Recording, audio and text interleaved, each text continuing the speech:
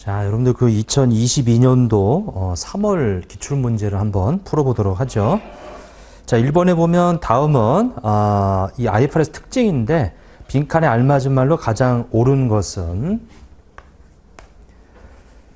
자, 봤더니 첫 번째 연결실체 재무제표를 작성하는 것을 전제로 제정된 KIFRS는 우리가 원칙 중심이죠. 원칙 중심에 그 다음에 국제 자본시장의 정보 이용자들보다 목적 적합하다라고 하면은 공정가치 적용이 확대되어 있는 거죠.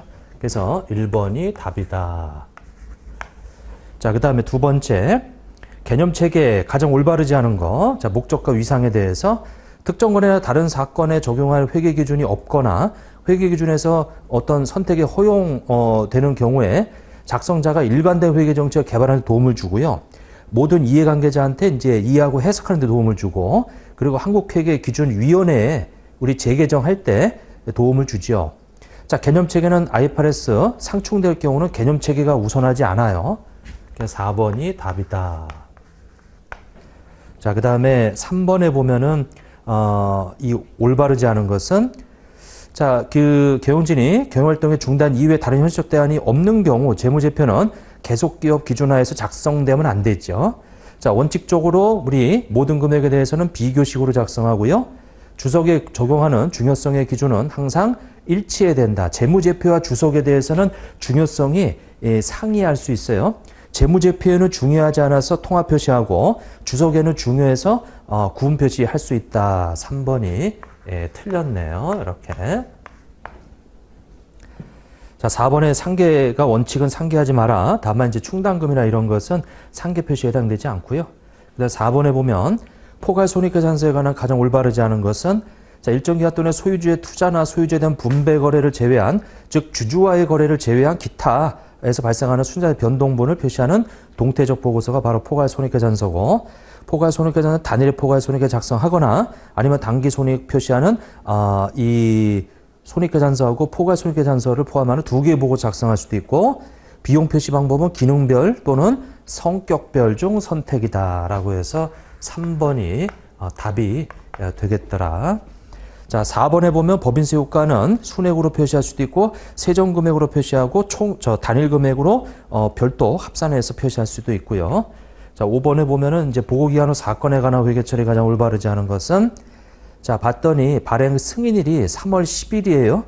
자, X의 2년 2월 10일 날 순실현가치 미만의 가격으로 재고자산을 판매하여 이미 인식한 우리 현재 그 금액은 수정해 줘야지. 즉 말해서 보고기한 후 사건에 대해서 우리가 보고기한 말에 요 금액 추정할 때 추정해라. 자, 그 다음에 12월 31일 공정가치로 평가한 우리 FEPL 그 공정가치가 하락했다. 그럼 이거는 X1년 그 재무제표에 인식하면 안 되겠죠. 거기 2번이 틀렸네. 수정을 요하지 않는 건데. 이렇게.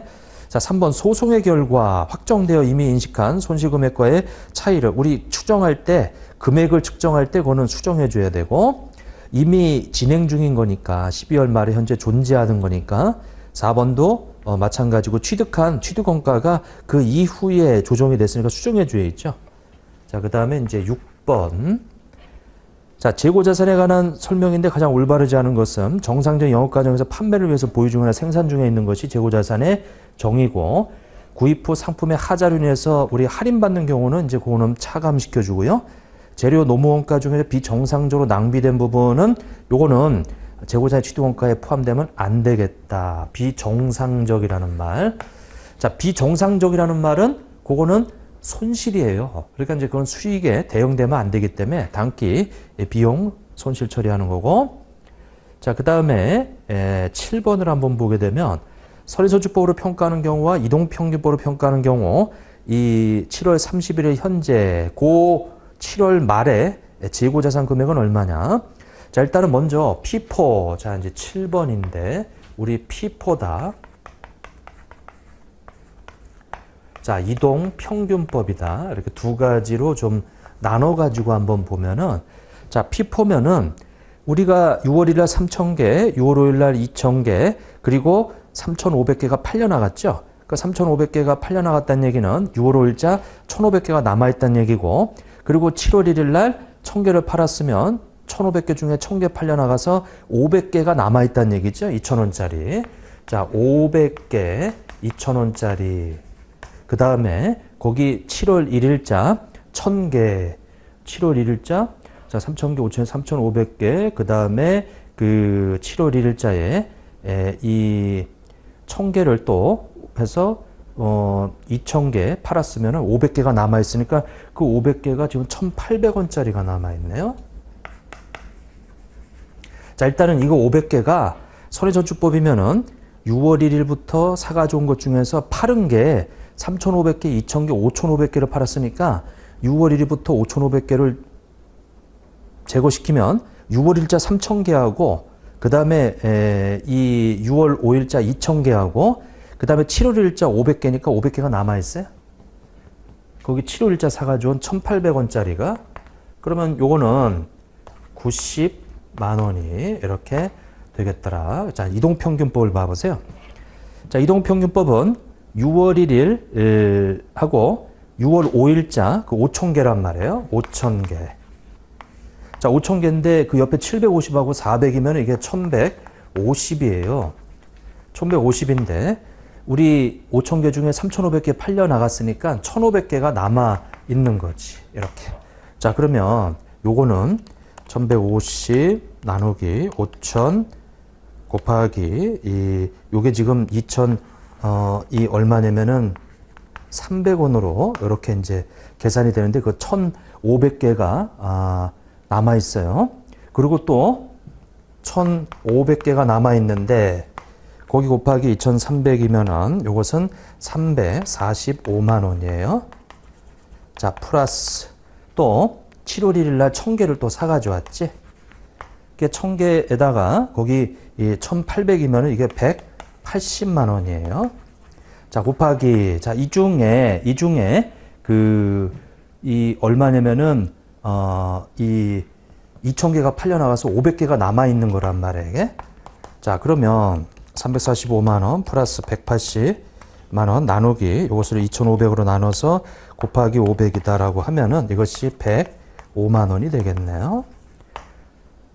자, 선의선주법은 90이고 이동평균법은 105만 원이다라고 하는 거. 그것이 1번이 답이 되겠다.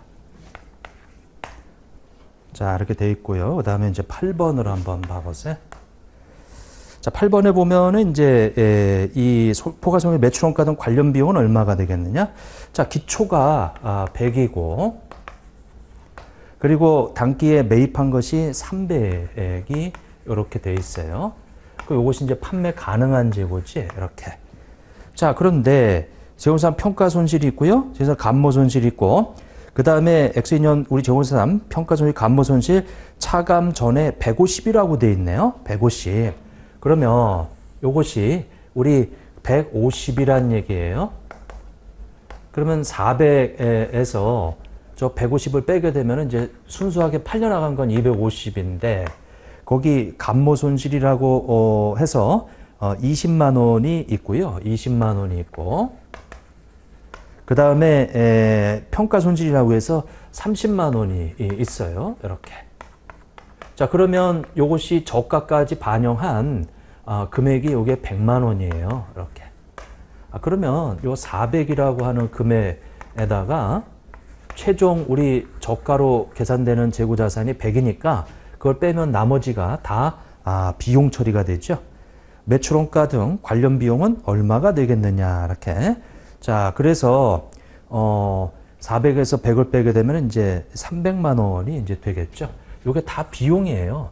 요 매출원가라고 하는 비용과 감모손실, 평가손실이라고 하는 거. 그래서 답은 4번이 되겠더라. 이렇게.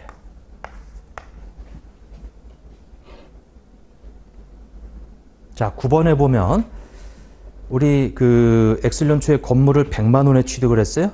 쭉 나와 있고 정률 정액법이고 그리고 X3년 초에 엘리베이터 설치 비용이 10만 원이 지출됐네. 기능을 향상한대요. 내용수가 2년이 연장됐고 인식요건을 충족한다고 되어 있고 X3년 말에 건물의 장부 금액은 얼마가 되겠느냐. 자, 일단은 100만 원에 취득을 해서 우리 이 5년이면은 20만 원씩 감가상각이 되어서 X1년, X2년 동안에 40만 원의 감가상각이 이루어지죠. 자, 그러면 60이 돼요. 근데 여기서 지금 엘리베이터를 설치하는데 들어간 비용이 10만 원이란 말이에요. 이렇게. 그러면 요것이 70이 되겠지. 그 70이 되는데 내용연수가 거기 2년이 연장이 된대요. 그러면 7년인데 2년이 지나갔으니까 5년 남았어요. 이게. 그럼 70이다라고 하는 것을 5로 이렇게 나눠주게 되면, 자, 70에 대해서 5로 나눠주게 되면 14만 원이라고 하는 것이 이제 감가상각이 이루어져요. 그럼 70에서 14만 원을 빼면 56만 원이라고 하는 것이 되겠더라. 그래서 2번이 답이 되겠네. 자, 이제 10번을 한번 보면은 취득원가에 포함되는 항목으로 올바르게 짝지어진 거, 설치 장소 준비를 위한 지출 당연히 들어가고요. 기여. 그리고 운송 취급 관련 원가 다 들어가고, 보유 중인 것은 이거는 단기 비용이고요. 취득세 들어가고요. 그 다음에 매입 할인. 이 매입 할인은 이 차감시켜줘야지. 차감시켜줘야지 이게. 자, 기업과 니은과 그 다음에 리을이다. 자, 취득원가에 포함되는 항목이니까 포함이라는 말은 이제 가산하는 항목을 말하는 거지 이게. 거기 이 미음은 차감하는, 즉 취득원가에 불포함되는 것들. 자, 기억, 니은, 리을 해가지고 이제 3번이 답이 되겠다. 자, 그 다음에 11번에 보면 영업활동 사용할 목적으로 취득원가 30억의 토지를 매입해서 재평가 모형을 적용했어요. 재평가 모형 30억에 취득을 해서. 근데 X년 말 해당 토지의 공정가치는 27억 원으로 추정돼 3억 원의 단기 손실을 인식했어요. X년도에 36억이 됐네. 27억이고.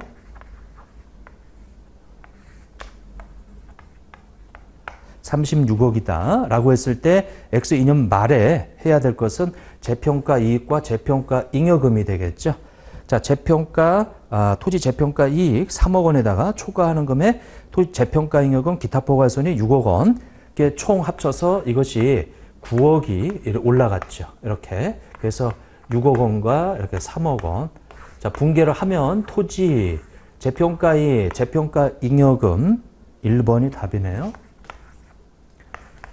자, 그 다음에 이제 12번에 보면은 무형자산으로 인식해야 될 거. 자, 무형자산으로 인식하려면 눈에 안 보이는 거잖아요. 이게 식별이 가능해야 되고, 통제 가능해야 되고, 미래 경제 효익이 발생해 있죠.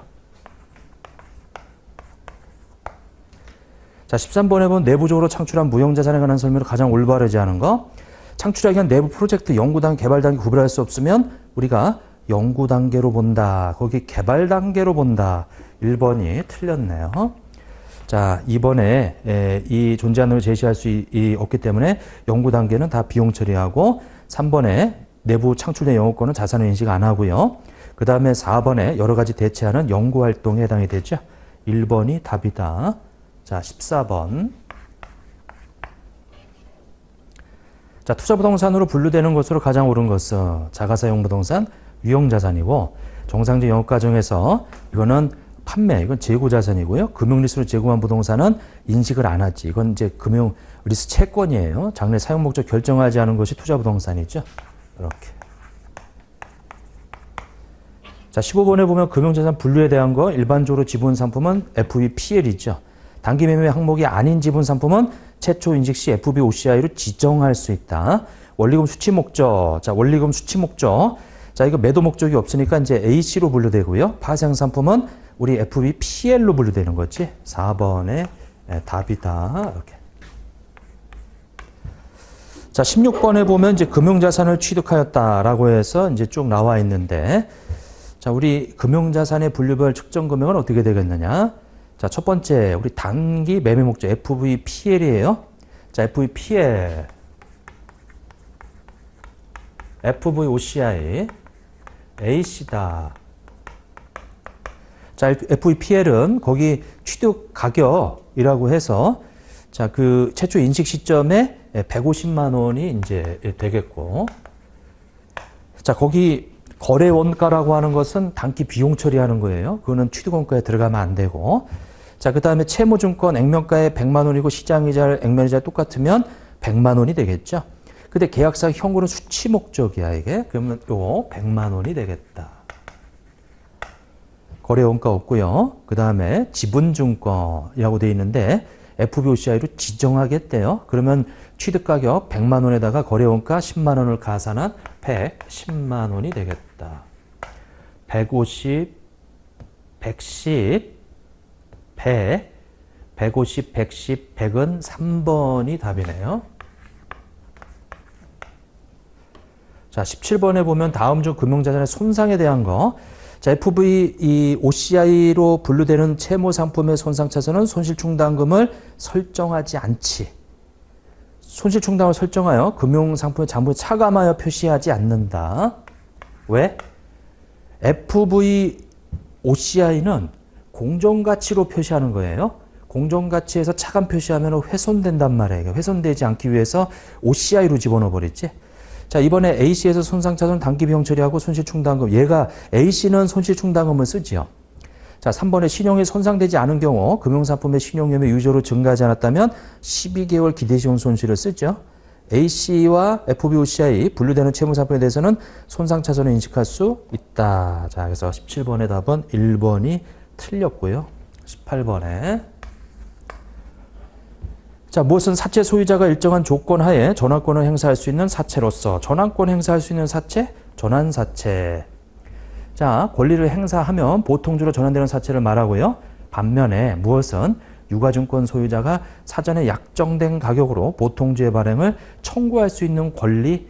이거는 이제 신주인수권부 사채죠. 그러니까 3번이 답이 되겠더라. 이렇게.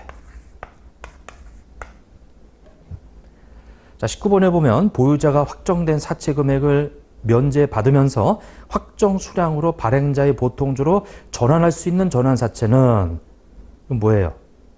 보유자가 확정 수량, 확정 금액으로 미래에 교환되는 거야, 이게. 옵션. 주식 한 주당 5,000원. 그러면 금액이 확정돼 있고 주식수가 확정돼 있잖아요, 이게. 그 지분 상품이죠? 이렇게. 그리고 그 사채 금액은 부채란 말이에요. 그 두 가지가 섞여 있는. 자, 그런 우리 전환사채는 이 복합금융상품이 되겠다. 그래서 복합금융상품이고요. 그 다음에 전환사채 발행금액이 300만 원이고 전환사채 발행요건과 동일한 요건으로 발행하되 전환권이 부여되지 않은 사채의 가치가 250만 원인 경우 전환사채의 발행금액 중 250만 원은 전환사채 발행금액 중 250만 원은 이건 당연히 금융부채죠. 금융부채. 그리고 전환권 가치 50만 원은 요것은 지분상품으로 분리하여 표시한다. 지분상품. 그래서 자, 쭉 해서 거기 4번이 답이 되겠네요.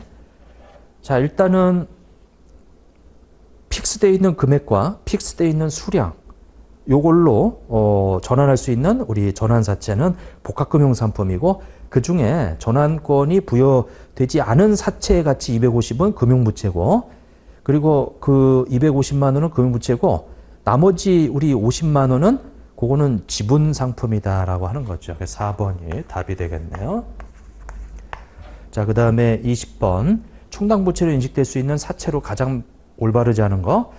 자, 이 쭉 돼 있고요. 회사의 소비자 소송 사건에 대해서 패소 가능성이 높다는 법률 전문가 의견 높다. 가능성이 높대요. 그럼 뭐예요? 충당부채지, 이거는. 자, 두 번째, 토지 오염원에 배출하고 있는 회사에 대해서 토지의 정화에 관한 법률 제재 거의 확실히 시대돼요. 그러면 이것도 충당부채죠. 자, 그 다음에 제품에 대해서 만족하지 못하는 고객들한테 이 환불해주는 정책, 이것도 충당부채지. 4번이 답이네. 미래 예상 영업손실. 그 부분이 충당부채가 아니죠.